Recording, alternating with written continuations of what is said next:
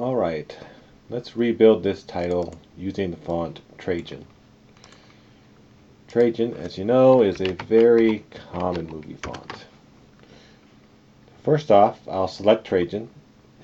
On my computer I've got bold and I've got regular. I'll just stick with bold for now. Next step will simply be to center it within the text frame. Little trick regarding text frames I'll show you. If you right-click a text frame, go to Text Frame Options, you can inset your text frame, which is nice, but I like to align things to the center of it, not too into insetting it at the moment. But insetting is helpful for creating a margin around a box. But since I'm centering, it won't matter. So I'm going to press OK. Happy with that. Obviously there's some formatting to be done. My point size right now is about 12 points, standard. I'm going to take that way up. I'm going to take that up to 36 for right now. Now the mummy needs to be bigger here. This is where I normally turn on character options, so I can see my hidden characters. So type in show hidden characters, and I know I've got 1, 2, 3 paragraphs here. So let's take mummy and make it nice and big. So I'm pressing Control Shift and the greater than symbol. Of course I could just go straight up here and just change my point size this way, but I'm not going to. Here we go. Let's say 55. This is a little bit of a guess. Now the right here, I'm going to take that point size way down. Taking a guess at it. 22 looks pretty good. Looks like returns should be 22 as well.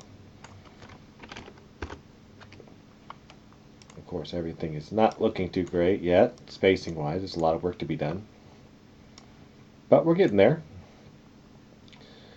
So the M needs to be made bigger as well, so I'm going to crank that up. In fact, actually I won't crank that up yet. There's a reason for that. Alright, so I'm going to space out.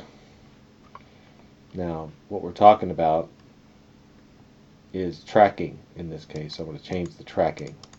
So you can see me adjusting the tracking up here at the top. Not messing with the kerning. Just grab the group of characters and spreading them out. Right now I'm at 230.